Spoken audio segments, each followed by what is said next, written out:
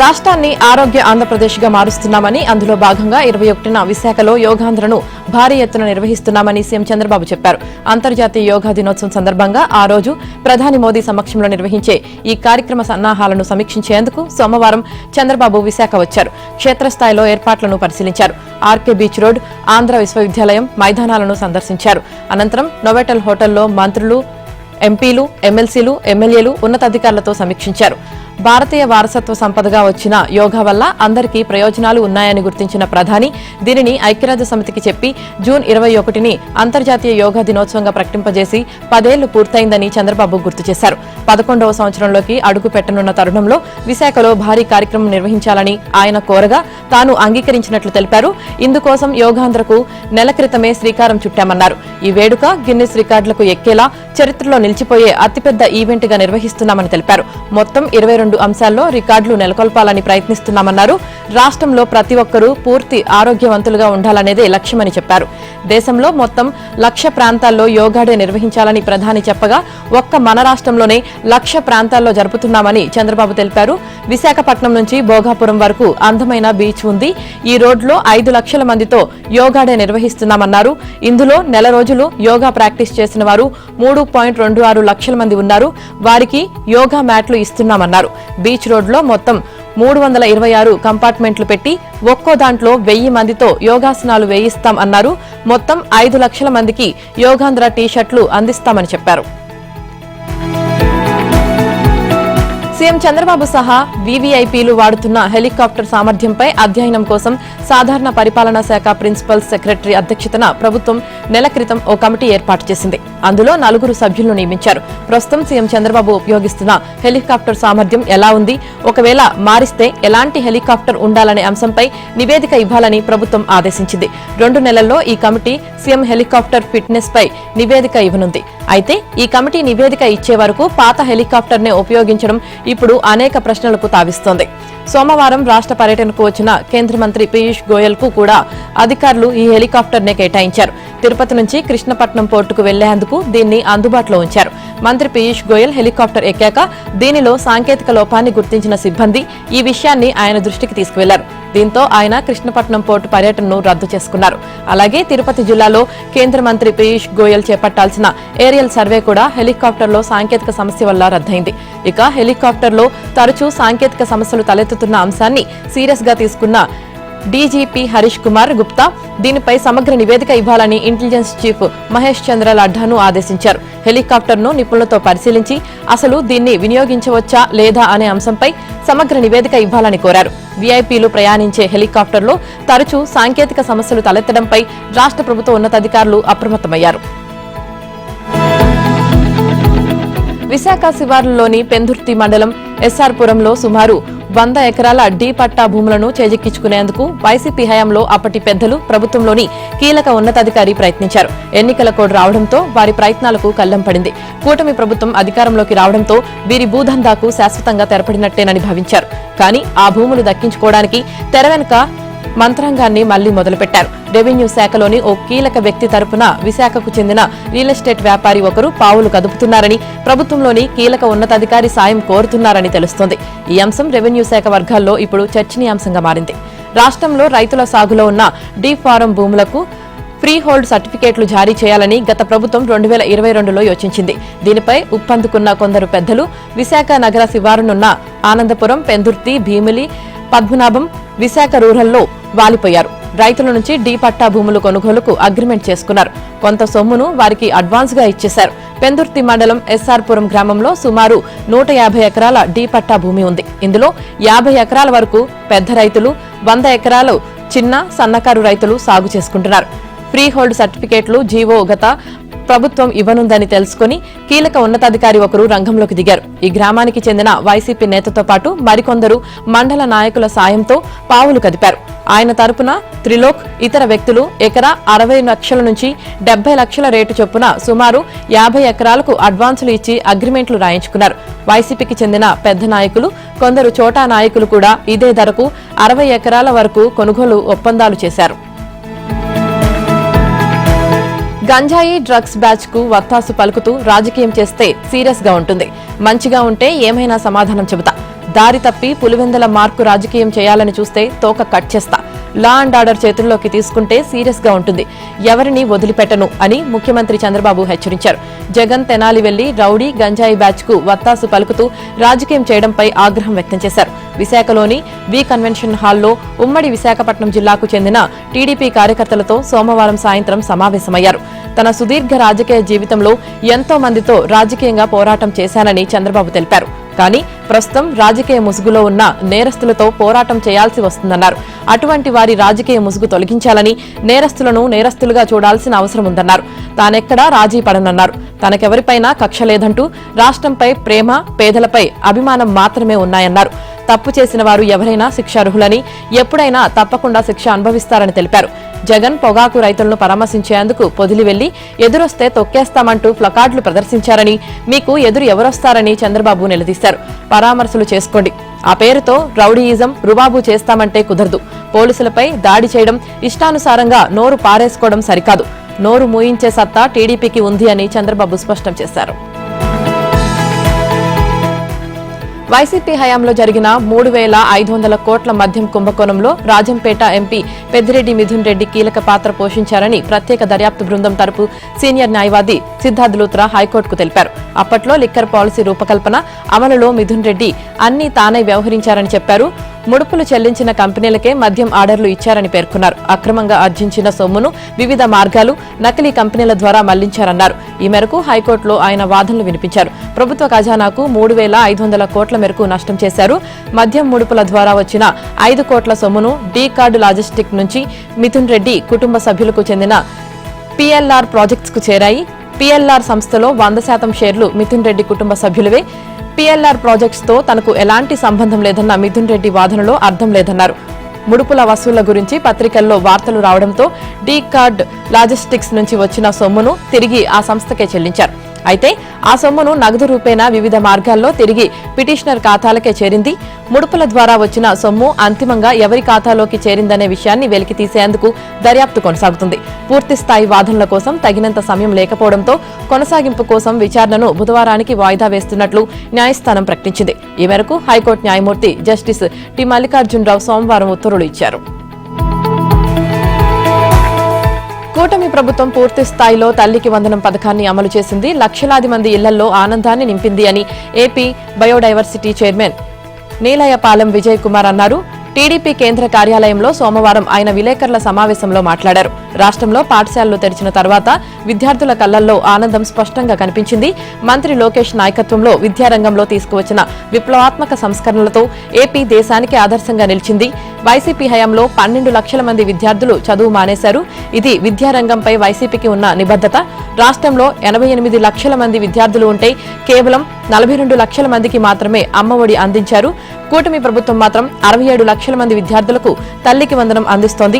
YCP ప్రభుత్వం ఎగ్గొట్టిన 3,400 కోట్ల fee reimbursement బకాయిలను తీరుస్తున్నామని నీలయపాలెం వివరించారు. సీఎం చంద్రబాబు నేతృత్వంలో కూటమి పాలన ఏడాది కాలంలోనే ప్రజలకు చేరువైందని ఎమ్మెల్సీ కె నాగబాబు అన్నారు. పథకాలు ప్రజలకు చేరువ చేయడంలో సఫలీకృతం అవుతున్నారు. తల్లికి వందనం పథకంలో భాగంగా 67 లక్షల మంది చిన్నారులకు 10,091 కోట్లు ఒకే రోజు అర్హుల ఖాతాలో జమ చేయడం అద్భుతమైన అంశమన్నారు. ఎన్డీఏ కూటమి ప్రభుత్వం ప్రజల ఆకాంక్షలను తీర్చడం కోసం శక్తివంచన లేకుండా పనిచేస్తుందని నాగబాబు అన్నారు. ఏపీ నుంచి సేవలు అందించడానికి రిజర్వ్ బ్యాంక్ ఆఫ్ ఇండియా ప్రాంతీయ కార్యాలయం సిద్దమైంది. విజయవాడ బందర్ రోడ్లోని స్టాలిన్ సెంట్రల్ కాంప్లెక్స్ లో ఏర్పాటు చేసిన ఈ కార్యాలయాన్ని RBI deputy governor T Ravishankar సోమవారం ప్రారంభించారు. ఈ కార్యాలయంలో ఏర్పాటు చేసిన ఛాంబర్లకు రాష్ట్రంలో ప్రవహించే నదుల పేర్లను పెట్టారు. ఒక ఛాంబర్కు తుంగభద్ర, మరో ఛాంబర్కు గోదావరిగా నామకరణం చేశారు. అలాగే అత్యాధునిక సమావేశ మందిరాన్ని కూడా ఏర్పాటు చేశారు. 2 అంతస్తుల్లో ఆర్బీఐ ప్రాంతీయ కార్యాలయం కొలువుదీరింది. విభాగాల వారీగా కార్పొరేట్ స్థాయిలో సౌకర్యాలు కల్పించారు. ఈ కార్యక్రమంలో ఆర్బీఐ ప్రాంతీయ డైరెక్టర్ అత్ ఒమర్ బషీర్, సీజీఎం పునీత్ పంచోలి తదితరులు పాల్గొన్నారు. ఇక ఐబీడీ, ఎఫ్ఐడిడి, ఫెడ్, రాజ్ భాషా cell, audit budget and control cell తదితర విభాగాలు విజయవాడ ప్రాంతీయ కార్యాలయంలో ప్రారంభమయ్యాయని ఒక ప్రకటనలో ఆర్బీఐ తెలిపింది. ఆంధ్రప్రదేశ్కు సంబంధించిన నగదు నిర్వహణ హైదరాబాద్ ఆఫీస్ నుంచి కొనసాగుతుందని ఆ ప్రకటనలో తెలిపింది. తెలంగాణలోని రైతులకు ఏకకాలంలో రైతు భరోసా పథకాన్ని అమలు చేయాలని నిర్ణయించినట్లు ముఖ్యమంత్రి రేవంత్ రెడ్డి చెప్పారు. వానాకాలం సీజన్లో పంటలకు పెట్టుబడి ఖర్చుల కోసం అన్నదాతలు ఎవరి దగ్గర చెయ్యి చాచి అప్పు అడగకుండా చూడాలన్నదే తమ ఉద్దేశమని తెలిపారు. అందుకే రైతు భరోసాను ఏకకాలంలో అమలు చేయాలని నిర్ణయించామన్నారు. సోమవారం నుంచి రాబోయే 9 రోజుల్లో 9,000 కోట్లను రైతుల ఖాతాలకు బదిలీ చేస్తామని రేవంత్ రెడ్డి ప్రకటించారు. రాష్ట్ర వ్యాప్తంగా 70,11,184 మంది రైతులకు ఎకరానికి 6,000 చొప్పున 1.49 కోట్ల ఎకరాలకు రైతు భరోసా చెల్లిస్తామని చెప్పారు. ప్రొఫెసర్ జయశంకర్ వ్యవసాయ విశ్వవిద్యాలయంలో రాష్ట్ర వ్యవసాయ శాఖ మంత్రి తుమ్మల నాగేశ్వరరావు అధ్యక్షతన సోమవారం నిర్వహించిన రైతు వేదికల ప్రారంభోత్సవ కార్యక్రమంలో రేవంత్ రెడ్డి ముఖ్య అతిథిగా పాల్గొన్నారు. ప్రస్తుతం రాష్ట్రంలోని 566 రైతు వేదికల్లో వీడియో కాన్ఫరెన్స్ సౌకర్యం ఉంది. మరో 1,034 రైతు వేదికల్లో వీసీ సౌకర్యం కల్పించే కార్యక్రమాన్ని సీఎం ప్రారంభించారు. రాష్ట్ర వ్యాప్తంగా 1,600 రైతు వేదికల్లో ఈ కార్యక్రమాన్ని ప్రత్యక్ష ప్రసారం చేశారు. ఇదే వేదిక నుంచి ముఖ్యమంత్రి రేవంత్ రెడ్డి వానాకాలం రైతు భరోసా నగదు బదిలీ కార్యక్రమాన్ని మీటా నొక్కి ప్రారంభించారు. గత ప్రభుత్వం ఎగ్గొట్టిన పెట్టుబడి సాయం, కనీస మద్దతు ధర, బోనస్, రైతు బీమా అన్ని కలిపి ఇప్పటి వరకు 18 నెలల్లోనే ఈ ప్రభుత్వం రైతుల కోసం 1,1728 కోట్లు ఖర్చు పెట్టిందని సీఎం రేవంత్ రెడ్డి చెప్పారు. గత ప్రభుత్వంలోని పెద్దలు ప్రాజెక్టుల పేరుతో 1,00,000 కోట్లు దోచుకుంటే ఈ ప్రభుత్వం ఏడాదిన్నరలోనే 1,00,000 కోట్లు రైతులకు పంచిపెట్టిందని తెలిపారు. 10 ఏళ్లలో 100 ఏళ్ల విధ్వంసం జరిగిందని, ఆర్థిక విధ్వంసాన్ని సరిచేయడానికి రోజుకు 18 గంటలు పనిచేస్తున్నామని రేవంత్ రెడ్డి చెప్పారు. బీఆర్ఎస్ వర్కింగ్ ప్రెసిడెంట్ కేటీఆర్ పై తెలంగాణ ఏసీబీ అధికారులు ప్రశ్నల వర్షం కురిపించారు. సుమారు 7.5 గంటలకు పైగా సాగిన విచారణలో వారు ఆయన్ను 60 దాకా ప్రశ్నలు అడిగినట్లు సమాచారం. ఫార్ములా ఈ కార్ రేసింగ్ వ్యవహారంలో నిధుల దుర్వినియోగంపై ఏసీబీ నమోదు చేసిన కేసులో కేటీఆర్ దర్యాప్తు అధికారుల ఎదుట రెండోసారి విచారణకు హాజరయ్యారు. గతంలో విచారణకు హాజరైన సమయంలో కేటీఆర్ ను ప్రశ్నించిన అధికారులు అప్పుడు ఆయన ఇచ్చిన సమాధానాలు, ఈ కేసులో ఎఫ్ఈఓ కంపెనీ ప్రతినిధుల నుంచి సేకరించిన పత్రాలు, సమాచారం ఆధారంగా ప్రత్యేక ప్రశ్నావళి రూపొందించి మరింత లోతుగా విచారించి సమాధానాలు రాబట్టే ప్రయత్నం చేశారు. ఏసీబీ నోటీసుల మేరకు కేటీఆర్ సోమవారం ఉదయం 10 గంటల ప్రాంతంలో తన న్యాయవాది రామచంద్రరావుతో కలిసి బంజారాహిల్స్ లోని ఏసీబీ ప్రధాన కార్యాలయానికి చేరుకున్నారు. ACB director, joint director, CIU డీఎస్పీతో కూడిన ప్రత్యేక బృందం అప్పటి నుంచి సాయంత్రం 5:30 దాకా 7 గంటలకు పైగా ఆయన్ను ప్రశ్నించింది. ఎలాంటి లాభాపేక్ష లేకపోతే ఎఫ్ఈఓ కంపెనీకి నిధుల చెల్లింపుల్లో నిబంధనలు అతిక్రమించాల్సిన అవసరం ఏమిటి? అసలు మంత్రివర్గ ఆమోదం లేకుండా నిధులు ఎందుకు చెల్లించారు? నిధుల చెల్లింపుల్లో క్విడ్ ప్రోక్రో జరిగిందా? రేసు నిర్వహణలో త్రైపాక్షిక ఒప్పందం ఏమిటి? అసలు అగ్రిమెంటుకు 4 నెలల ముందు ఏర్పాటు చేసిన కంపెనీకి బాధ్యతలు ఎలా ఇచ్చారు? కేవలం 2 లక్షలు క్యాపిటల్తో ఉన్న కంపెనీకి బాధ్యతలు ఎందుకు ఇవ్వాల్సి వచ్చింది అంటూ దర్యాప్తు అధికారులు అడిగిన పలు కీలక ప్రశ్నలకు కేటీఆర్ తనదైన శైలిలో సమాధానమిచ్చారని, కొన్నిటికి మాత్రం మౌనంగా ఉన్నారని, కొన్ని ప్రశ్నలకు తెలియదు అనే సమాధానం ఇచ్చారని సమాచారం. ఇక ఫార్ములా ఈ కార్ రేసు ఒప్పందాలు మొదలైనప్పటి నుంచి రేసు ముగిసేంత వరకు అంటే 2021 నుంచి 2024 వరకు ఉపయోగించిన సెల్ ఫోన్లను అప్పగించాల్సిందిగా కేటీఆర్ ను ఏసీబీ అధికారులు ఆదేశించారు. సోమవారం విచారణకు హాజరైన సమయంలో కేటీఆర్ ఫోన్ సీజ్ చేసేందుకు అధికారులు ప్రయత్నించగా తాను ఫోన్ తీసుకురాలేదని ఆయన చెప్పినట్లు తెలిసింది. దీంతో 2021-24 మధ్య కాలంలో ఉపయోగించిన సెల్ ఫోన్లను 18వ తేదీలోగా అప్పగించాలని అధికారులు ఆదేశించారు. నెలాఖరులోగా స్థానిక సంస్థల ఎన్నికల షెడ్యూల్ వస్తుందంటూ మంత్రి పొంగులేటి శ్రీనివాసరెడ్డి చేసిన వ్యాఖ్యలపై టీపీసీసీ అధ్యక్షుడు మహేష్ కుమార్ గౌడ్ ఆగ్రహం వ్యక్తం చేశారు. మీ శాఖ పరిధిలో లేని అంశాలపై ఎందుకు మాట్లాడారు? విధానపరమైన అంశాలపై మంత్రి మండలిలో చర్చించకుండా మాట్లాడతారా? పార్టీలో నిర్ణయం తీసుకోకుండానే శ్రేణులను అయోమయానికి గురిచేసేలా ప్రకటనలు చేయడమేంటి అని ఫోన్లో ప్రశ్నించారు. సున్నితమైన బీసీ రిజర్వేషన్లతో ముడిపడి ఉన్న స్థానిక సంస్థల ఎన్నికలపై వ్యాఖ్యానించడం తొందరపాటు చర్యనని అన్నారు. ఖమ్మం జిల్లాలో ఆదివారం నిర్వహించిన కార్యకర్తల సమావేశంలో పొంగులేటి మాట్లాడుతూ నెలాఖరులోగా స్థానిక సంస్థల ఎన్నికల షెడ్యూల్ వస్తుందని, తొలుత ఎంపీటీసీ, జెడ్పీటీసీ ఎన్నికలు ఉంటాయని పేర్కొన్న విషయం తెలిసిందే. స్థానిక సంస్థల ఎన్నికలపై పార్టీ లైన్ దాటి మాట్లాడటం, సంబంధం లేని మంత్రిత్వ శాఖ తరపున ప్రకటనలు చేయడాన్ని టీపీసీసీ తీవ్రంగా పరిగణించింది. ఈ విషయమై నేరుగా పొంగులేటికే ఫోన్ చేసిన టీపీసీసీ చీఫ్ పంచాయతీరాజ్ శాఖకు సంబంధించిన అంశాలపై మాట్లాడాల్సిన అవసరం ఏముంది? కేబినెట్ లో చర్చించాల్సిన అంశాలను ముందే మాట్లాడితే ఎలా అని ప్రశ్నించినట్లు సమాచారం. టీపీసీసీ అధ్యక్షుడిగా మహేష్ గౌడ్ బాధ్యతలు చేపట్టాక ఒక మంత్రిపై ఆగ్రహం వ్యక్తం చేయడం ఇదే తొలిసారి కావడం గమనార్హం. ఫోన్ ట్యాపింగ్ కేసులో కీలక ట్విస్ట్ వెలుగులోకి వచ్చింది. టీపీసీసీ అధ్యక్షుడు మహేష్ కుమార్ గౌడ్ నేడు జూబ్లీహిల్స్ ఏసీపీ ఎదుట విచారణకు హాజరు కానున్నారు. 2023 అసెంబ్లీ ఎన్నికల సమయంలో తన మొబైల్ ఫోన్ ట్యాప్ చేయబడిందని మహేష్ చేసిన ఆరోపణలతో ఈ కేసు కీలక దశకు చేరుకుంది. ఈ ఘటన ఇప్పుడు రాజకీయ వర్గాల్లో చర్చనీయాంశంగా మారింది. మహేష్ వాంగ్మూలం ఈ కేసులో కీలక మలుపుగా మారనుంది. దీంతో మరిన్ని విషయాలు వెలుగులోకి వచ్చే అవకాశం ఉంది. ఈ వ్యవహారంతో తెలంగాణ రాజకీయాల్లో మరోసారి ఉత్కంఠ నెలకొంది. అధికార పార్టీపై విపక్షాలు విమర్శలు మళ్లీ ఊపందుకునే సూచనలు కనిపిస్తున్నాయి. కాంగ్రెస్ వర్గాలు దీన్ని ప్రజాస్వామ్యంపై దాడిగా, వ్యక్తిగత స్వేచ్ఛలపై హక్కుల ఉల్లంఘనగా అభివర్ణిస్తున్నాయి. మరోవైపు బీజేపీ కూడా ఈ వ్యవహారాన్ని పట్టాలెక్కించి అధికారుల చర్యలను ప్రశ్నించేందుకు సిద్దమవుతుంది. మహేష్ కుమార్ గౌడ్ వాంగ్మూలం అనంతరం ఈ కేసు రాజకీయ వేదికలపై మరింత వేడి రేపే అవకాశాలు కనిపిస్తున్నాయి. దీనికి తోడు ట్యాపింగ్ వ్యవహారంపై కొత్త ఆధారాలు బయటపడితే ఇది పూర్తిగా కేంద్ర దర్యాప్తు సంస్థల చేతుల్లోకి వెళ్లే అవకాశాలు కూడా ఉన్నాయని విశ్లేషకులు అభిప్రాయపడుతున్నారు. పోలవరం బనకచెర్ల అనుసంధానం కోసం చేపట్టిన ప్రాజెక్టుకు ఎట్టి పరిస్థితుల్లో పర్యావరణ అనుమతి ఇవ్వరాదని తెలంగాణ ప్రభుత్వం కేంద్రాన్ని కోరింది. ఈ మేరకు నీటిపారుదల శాఖ మంత్రి ఎన్ ఉత్తమ్ కుమార్ రెడ్డి కేంద్ర అటవీ పర్యావరణ శాఖ మంత్రి భూపేంద్ర యాదవ్ కు సోమవారం లేఖ రాశారు. ఇవాళ గోదావరి బనకచెర్ల ప్రాజెక్టుకు పర్యావరణ అనుమతికి అవసరమైన విధి విధానాలపై చర్చించేందుకు కేంద్ర అటవీ పర్యావరణ శాఖ నిపుణుల కమిటీ సమావేశం జరగనుంది. ఈ సమావేశం అజెండాలో పోలవరం బనకచెర్ల ప్రాజెక్టు ఉండడంతో తెలంగాణ ప్రభుత్వం అప్రమత్తమైంది. గోదావరి నదిపై తెలంగాణ హక్కులను కాలరాసేలా ఉన్న ఈ ప్రాజెక్టు ప్రతిపాదనలను పరిశీలించడానికి కూడా వీల్లేదని గతంలో తాము లేఖలు రాయగా బచావత్ ట్రైబ్యునల్ తీర్పుకు అనుగుణంగానే వ్యవహరిస్తామని కేంద్రం హామీ ఇచ్చిందని ఉత్తమ్ లేఖలో తెలిపారు. ఈ ప్రాజెక్టులో వరద నీటి పేరుతో గోదావరి జలాలను అక్రమంగా తరలించడానికి నిర్ణయం తీసుకున్నారని, వరద జలాలపై ఎటువంటి హక్కులు లేవని పేర్కొన్నారు. గోదావరిలోనే కాకుండా కృష్ణాలోనూ ట్రైబ్యునల్ తీర్పునకు విరుద్ధంగా ఏపీ నిర్ణయాలు ఉంటాయన్నారు. తాను సాధారణ కార్యకర్తనని ఎమ్మెల్యే రాజాసింగ్ సీనియర్ నాయకుడని బీజేపీ రాష్ట్ర అధ్యక్షుడు కేంద్ర మంత్రి కిషన్ రెడ్డి సెటైర్ వేశారు. ఇటీవల రాజాసింగ్ బీజేపీలోని కొంతమంది సీనియర్ నాయకులపై తీవ్ర విమర్శలు చేశారు. ఈ నేపథ్యంలో నిన్న పార్టీ రాష్ట్ర కార్యాలయంలో జరిగిన మీడియా సమావేశంలో విలేకరులు అడిగిన ప్రశ్నకు కిషన్ రెడ్డి స్పందించారు. రాజాసింగ్ పై వ్యంగ్యాస్త్రాలు సంధించారు. రాజకీయ అనుభవం ఉన్న సీనియర్ నాయకులు, ప్రజాప్రతినిధి మాట్లాడినప్పుడు తప్పకుండా వింటామన్నారు. వారి మాటలను గౌరవించి చర్చిస్తామని చెప్పారు. వారంతా పార్టీ కోసం త్యాగాలు చేసిన వాళ్లు, తామంతా సాధారణ కార్యకర్తలమని అన్నారు. ఇక బనకచెర్ల ప్రాజెక్టుకు సంబంధించి తెలంగాణ ప్రజల హక్కులు కాపాడేందుకు సీఎం రేవంత్ రెడ్డి చొరవ తీసుకోవాలని కిషన్ రెడ్డి డిమాండ్ చేశారు. ఈ ప్రాజెక్టు వల్ల తెలంగాణకు జరుగుతున్న అన్యాయంపై కేంద్ర జలవనరుల శాఖ మంత్రికి సీఎం లేఖ రాయాలని కోరారు. అలాగే ఫోన్ ట్యాపింగ్ కేసును సీబీఐకి అప్పగించాలని కిషన్ రెడ్డి డిమాండ్ చేశారు. ఈ అంశంపై తాము హైకోర్టును ఆశ్రయించామని, తమకు అనుకూలంగా తీర్పు వస్తుందని ఆశిస్తున్నట్లు తెలిపారు.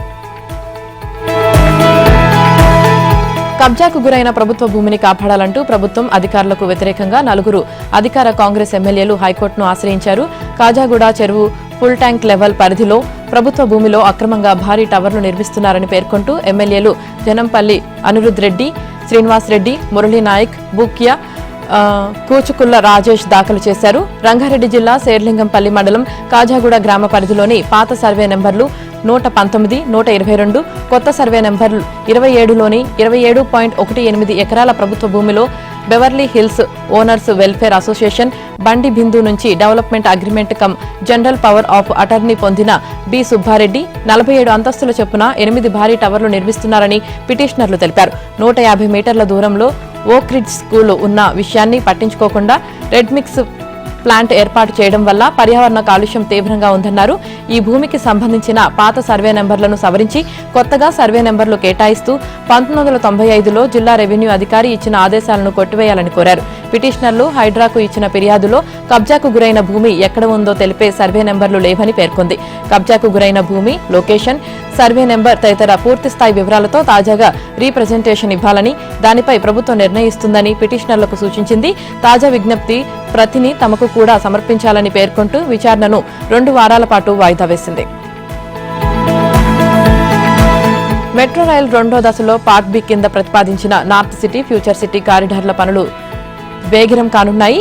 3 మార్గాల్లో 86.1 కిలోమీటర్ల పనులకు రాష్ట్ర కేబినెట్ ఆమోదం తెలపగా ఈ కారిడార్లకు కేటాయించిన 19,579 కోట్లకు ప్రభుత్వం సోమవారం పరిపాలనా అనుమతులు ఇస్తూ జీవో 113 జారీ చేసింది. దీంతో పనులు మరింత వేగంగా జరగనున్నాయి. హైదరాబాద్లో మెట్రో 2వ దశ విస్తరణలో భాగంగా పార్ట్ ఏ కింద ప్రతిపాదించిన 5 కారిడార్లోని 76.4 కిలోమీటర్లకు రాష్ట్ర ప్రభుత్వం కొన్ని నెలల క్రితం 24,269 కోట్లను కేటాయించింది. దీంతో కేంద్ర, రాష్ట్ర ప్రభుత్వాలు జాయింట్ వెంచర్ గా ప్రాజెక్టును చేపట్టాలని నిర్ణయించాయి. ఇందులో రాష్ట్ర వాటా 30%, కేంద్ర వాటా 18% పోగా అంతర్జాతీయ బ్యాంకుల నుంచి 48%, ప్రభుత్వ ప్రైవేటు భాగస్వామ్యంలో 4% నిధులు తీసుకుని పూర్తి చేయనున్నారు. ప్రస్తుతం డిపిఆర్ కేంద్రం పరిశీలనలో ఉంది. పార్ట్ ఏ మాదిరిగానే పార్ట్ బి కింద ప్రతిపాదించిన 3 కారిడార్లను కూడా జాయింట్ వెంచర్ గా పూర్తి చేసేందుకు ప్రభుత్వం ముందుకు సాగుతుంది. తాజాగా కేటాయించిన నిధులే దీనికి నిదర్శనం. కారిడార్ 9 కింద శంషాబాద్ ఎయిర్పోర్ట్, ఫ్యూచర్ సిటీ 39.6 కిలోమీటర్లు చేపట్టనున్నారు. కారిడార్ 10 కింద జేబీఎస్ మేడ్చల్, కారిడార్ 11 కింద జేబీఎస్ శామీర్పేట్ నిర్మిస్తున్నారు. మొత్తం 86.1 కిలోమీటర్లకు పాలనా అనుమతులు ఇచ్చారు. దీంతో మెట్రో 2వ దశ పనులు టెండర్ ప్రక్రియ చేపట్టే అవకాశం ఉంటుందని చెప్పారు. సుమారు 19 రోజుల పాటు నిలిచిపోయిన నైరుతి రుతుపవనాలు ఎట్టకేలకు పుంజుకున్నాయి. మధ్య, ఉత్తర అరేబియా సముద్రం, గుజరాత్, విదర్భ, ఛత్తీస్గఢ్, ఒడిశాలో పలు ప్రాంతాల్లో, మధ్య మహారాష్ట్ర, తెలంగాణలో మిగిలిన ప్రాంతాలకు విస్తరించాయి. రానున్న 2-3 రోజుల్లో గుజరాత్, మహారాష్ట్ర, విదర్భ, ఛత్తీస్గఢ్, ఒడిశా, పశ్చిమ బెంగాల్, జార్ఖండ్, బీహార్, ఉత్తరప్రదేశ్లోనూ విస్తరించనున్నాయి. గుజరాత్ పరిసరాల్లో కొనసాగుతున్న ఉపరితల ఆవర్తనం మంగళవారానికి అల్పపీడనంగా మారనుంది. ఇంకా వాయువ్య బంగాళాఖాతంలో ఉపరితల ఆవర్తనం కొనసాగుతుంది.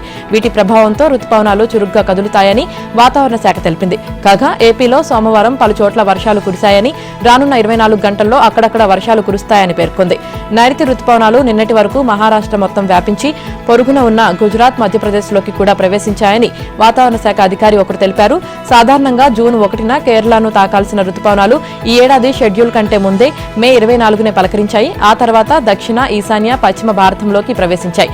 కానీ ఉన్నట్టుండి మే 29 నుంచి రుతుపవనాల్లో స్తబ్దత నెలకొంది. ప్రస్తుతం అవి వేగం పుంజుకున్నాయని, వీటి ప్రభావంతో రాబోయే 10 రోజుల్లో పశ్చిమ తీరం, మధ్య, ఉత్తర భారతంలోని కొన్ని ప్రాంతాల్లో భారీ వర్షాలు కురిసే అవకాశం ఉందని భారత వాతావరణ శాఖ ఐఎండీ తెలిపింది.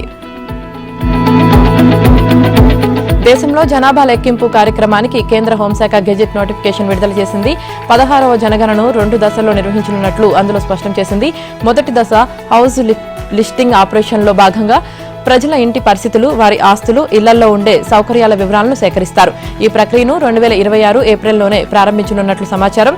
ఇక 2వ దశ పాపులేషన్ ఎన్యూమరేషన్లో భాగంగా ప్రజల సామాజిక, ఆర్థిక, సాంస్కృతిక వివరాలను సేకరిస్తారు. మంచు ఎక్కువగా ఉండే జమ్మూ కాశ్మీర్, లదాఖ్, ఉత్తరాఖండ్, హిమాచల్ ప్రదేశ్లో 2026 అక్టోబర్ 1 నాటికి, దేశంలోని మిగతా ప్రాంతాల్లో 2027 మార్చి 1 నాటికి జనగణను పూర్తి చేయనున్నట్లు కేంద్రం తన నోటిఫికేషన్లో వివరించింది. అలాగే ప్రజలు తమ వివరాలను ప్రభుత్వ వెబ్సైట్లో, యాప్లో స్వయంగా నమోదు చేసుకునే సెల్ఫ్ ఎన్యూమరేషన్స్ వీలును కల్పిస్తున్నట్లు తెలిపింది. 34 లక్షల మంది ఎన్యూమరేటర్లు, సూపర్వైజర్లు, 1.3 లక్షల మంది సిబ్బందితో ట్యాబ్ల ద్వారా పూర్తిగా డిజిటల్ విధానంలో నిర్వహించే ఈ భారీ కార్యక్రమానికి 13,000 కోట్లకు పైగా ఖర్చవుతుందని అంచనా. సమాచార సేకరణకు సంబంధించి ఈ ఏడాది అక్టోబర్ నుంచే ఎన్యూమరేటర్లకు, సూపర్వైజర్లకు శిక్షణ ఇవ్వనున్నారు. సిబ్బందికి, సూపర్వైజర్లకు 45,000 మందికి పైగా ఫీల్డ్ ట్రైనర్లు శిక్షణ ఇస్తారు. వారికి 1800 మంది మాస్టర్ ట్రైనర్లు శిక్షణ ఇస్తారు. వారికి శిక్షణ ఇవ్వడానికి జాతీయ స్థాయిలో 100 మంది శిక్షకులు ఉంటారు. చర్చల ద్వారానే సమస్యకు పరిష్కారం దొరుకుతుందన్నారు ప్రధాని మోదీ. సైప్రస్ పర్యటనలో భాగంగా అక్కడకు చేరుకున్న మోదీకి సైప్రస్ అధ్యక్షుడు నికోస్ స్వాగతం పలికారు. అనంతరం సైప్రస్ లో ఉన్న ప్రవాస భారతీయులతో మోదీ సమావేశం నిర్వహించారు. ఈ సందర్భంగా ప్రధాని మోదీకి సైప్రస్ అత్యున్నత పురస్కారం grand cross of order of Makarios 3ని ప్రదానం చేశారు. సైప్రస్ ప్రభుత్వానికి, ప్రజలకు ప్రధాని కృతజ్ఞతలు తెలిపారు. ఇది 140 కోట్ల మంది భారతీయులకు దక్కిన గౌరవమన్నారు. ఈ అవార్డును ఇరు దేశాల మధ్య ఉన్న స్నేహానికి అంకితం చేస్తున్నట్లు మోదీ ప్రకటించారు. ఆపరేషన్ సింధూర్ సమయంలో సీమాంతర ఉగ్రవాదంపై భారత్ పోరాటానికి నిరంతరం మద్దతు ఇచ్చినందుకు సైప్రస్ అధ్యక్షుడు నికోస్ కు ప్రధాని మోదీ కృతజ్ఞతలు తెలిపారు. ఇజ్రాయెల్, ఇరాన్ మధ్య కొనసాగనున్న యుద్ధం వల్ల పశ్చిమాసియాలో తలెత్తుతున్న ఉద్రిక్తతలపై ఇరువురు చర్చించుకున్నట్లు తెలిపారు. పశ్చిమాసియా, యూరోప్లో కొనసాగుతున్న సంఘర్షణలపై ఆందోళన వ్యక్తం చేశారు. చర్చల ద్వారానే సమస్యలకు శాంతియుత పరిష్కారం పొందవచ్చని అన్నారు. ఐక్యరాజ్య సమితి భద్రతా మండలిలో భారత్కు శాశ్వత సభ్యత్వం కోసం ఆ దేశం యుయు మద్దతు సాధిస్తుందని ఆశిస్తున్నట్లు తెలిపారు. పూర్తి స్థాయిలో సింధు నదిలోని తన వాటా జలాల వినియోగానికి భారత్ భారీ ప్రణాళికను సిద్ధం చేస్తుంది. జమ్మూ కాశ్మీర్ గుండా పాక్కు పోతున్న మిగులు జలాలను 113 కిలోమీటర్ల పొడవైన కాలువ ద్వారా పంజాబ్, హర్యానా, రాజస్థాన్లకు మళ్లించాలని యోచిస్తుంది. కాలువ నిర్మాణ సాధ్యాసాధ్యాలపై కేంద్రం లోతుగా అధ్యయనం చేస్తుందని ఓ ఆంగ్ల పత్రిక కథనం ప్రచురించింది. పాక్కు సింధు జలాలను నిలిపివేస్తున్నట్లు పహల్గామ్ ఉగ్రదాడి తర్వాత భారత్ ప్రకటించిన విషయం తెలిసిందే. ఈ క్రమంలోనే సింధు నదీ జలాల మళ్లింపు ప్రణాళికను మోదీ ప్రభుత్వం సిద్ధం చేస్తుందని ఆ కథనం కథనం తెలిపింది. జమ్మూ కాశ్మీర్ నుంచి పంజాబ్, హర్యానా, రాజస్థాన్లో గల కాలువలను కలుపుకుంటూ కొత్త కాలువ నిర్మాణం చేపడతారు. అంతిమంగా రాజస్థాన్లోని శ్రీ గంగానగర్ కాలువ వ్యవస్థతో అనుసంధానిస్తారు. దీనికోసం బ్యారేజీలు, టన్నెళ్లు నిర్మిస్తారు. రణబీర్ కాలువను డబుల్ చేస్తూ 60 నుంచి 120 కిలోమీటర్లకు విస్తరిస్తారు. కథువా జిల్లాలో పెండింగ్లో ఉన్న ఉజ్ బహుళార్థ సాధక ప్రాజెక్టుతో పాటు పలు ప్రాజెక్టులను చేపడుతుందని ఆ కథనం తెలిపింది. అహ్మదాబాద్ విమాన ప్రమాదం తర్వాత ఎయిర్ ఇండియాలో వరుస ఘటనలు ఆందోళన రేకెత్తిస్తున్నాయి. బోయింగ్ డ్రీమ్ లైనర్ విమానం కుప్పకూలిన ఘటన మరవకముందే మరో విమానంలో సాంకేతిక లోపం ప్యాసింజర్లను కలవరపాటుకు గురిచేసింది. హాంకాంగ్ నుంచి ఢిల్లీ వస్తున్న ఎయిర్ ఇండియా విమానంలో సమస్యను గుర్తించి మళ్లీ వెనక్కు మళ్లించారు. Air India Boeing 7878 Dreamliner విమానం సోమవారం ఉదయం హాంకాంగ్ విమానాశ్రయం నుంచి బయలుదేరి మధ్యాహ్నం సమయంలో ఢిల్లీలో ల్యాండ్ అవ్వాల్సి ఉండగా మార్గ మధ్యలో విమానంలో సాంకేతిక లోపం తలెత్తినట్లు పైలట్ ఇన్ కమాండ్ గుర్తించారు. దీంతో అప్రమత్తమైన పైలట్లు ముందు జాగ్రత్తగా విమానాన్ని వెనక్కి మళ్లించారు. ఇక లండన్ నుంచి చెన్నైకి రావాల్సిన బ్రిటిష్ ఎయిర్వేస్ కు చెందిన బోయింగ్ 7878 డ్రీమ్ లైనర్ విమానం కూడా టేకాఫ్ అయిన తర్వాత సాంకేతిక లోపం తలెత్తడంతో లండన్లోని హిత్రో విమానాశ్రయంలో తిరిగి ల్యాండ్ అయింది. SOS ప్రోటోకాల్ ప్రకారం విమానం టేకాఫ్ అయిన కొంతసేపటికే విమానాశ్రయంలో ల్యాండ్ అయినట్లు బ్రిటిష్ ఎయిర్వేస్ ప్రకటించింది. హర్యానాలో మిస్ అయిన మోడల్ కథ విషాదంగా ముగిసింది. హర్యానా మ్యూజిక్ ఇండస్ట్రీలో మోడల్ గా పనిచేస్తున్న శీతల్ కొన్ని రోజులుగా ఆమె కనిపించడం లేదని కుటుంబ సభ్యులు పోలీసులకు ఫిర్యాదు చేశారు. దీనిపై కేసు నమోదు చేసిన పోలీసులు దర్యాప్తు చేపట్టగా సోనీపట్ సమీపంలోని ఓ కాలువలో శవమే కనిపించింది. గుర్తు తెలియని వ్యక్తులు గొంతు కోసి ఆమెను దారుణంగా హత్య చేసి కాలువలో పడేశారు. అయితే శీతల్ను హత్య చేయడానికి గల కారణాలు మాత్రం తెలియలేదు. నిందితులను గుర్తించేందుకు దర్యాప్తు చేస్తున్నట్లు సోనీపట్ పోలీసులు తెలిపారు. ఇటీవల పంజాబ్కు చెందిన సోషల్ మీడియా ఇన్ఫ్లుయెన్సర్ కంచన్ కుమారి కూడా హత్యకు గురయ్యారు. బంటిండా జిల్లాలోని ఆదేశ్ యూనివర్సిటీ పార్కింగ్ స్థలంలో విడిచిపెట్టిన కారులో మృతదేహాన్ని గుర్తించారు. కమల్ కౌర్ భాబీ పేరుతో కంచన్ కు 4 లక్షల మంది ఫాలోవర్లు ఉన్నారు. ఇటీవల ఇంటి నుంచి కంచన్ బయటకు వెళ్లినా ఆమె తిరిగి రాలేదు. ఈ క్రమంలోనే స్థానికులు సమాచారం అందించడంతో కారులో ఆమె మృతదేహాన్ని పోలీసులు స్వాధీనం చేసుకున్నారు. తాజాగా మరో యువతి హత్యకు గురికావడం చర్చనీయాంశంగా మారింది.